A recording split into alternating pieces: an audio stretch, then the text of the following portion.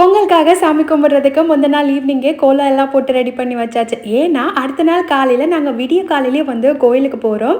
பொங்கல் அன்னைக்கு எப்போதுமே வீட்டில் வச்சுட்டு சூரிய பொங்கல் வச்சு சாமிக்கெல்லாம் படைச்சு அதுக்கப்புறமா பூஜையில் வீட்டில் வாங்கின எல்லாருடைய ட்ரெஸ்ஸுமே வச்சு சாமி கும்பிட்டு வீட்டில் இருக்க பெரியவங்க வந்து அதை வாழ்த்தி எல்லாருக்குமே கொடுப்பாங்க.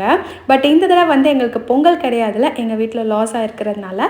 ஸோ பொங்கல் இல்லாதனால எப்படியுமே வந்து வச்சு எதுவும் படைக்க முடியாது. அதனால் எப்போதும் போல் விளக்கேற்றி சுவாமி மட்டும் கும்பிட்டுட்டு விடிய காலையிலே வந்து கோயிலுக்கு கிளம்பிட்டோம். எப்போவுமே பொங்கலுக்கு வந்து வெளில போனது கிடையாது, வீட்டில் தான் இருப்போம். அந்த ஹாஃப் டேக்கு வந்து பார்த்திங்கன்னா குக்கிங் ஒர்க், அதுக்கப்புறமா சாமி கும்பிடுறது, இந்த மாதிரியான வேலையெல்லாம் இருக்கும். மதியத்துக்கு மேலே தான் வந்து ஃப்ரீயாகவே ஆகும். பட் இந்த தடவை வந்து எங்களுக்கு ஒரு டிஃப்ரெண்ட்டான எக்ஸ்பீரியன்ஸாக இருந்தது.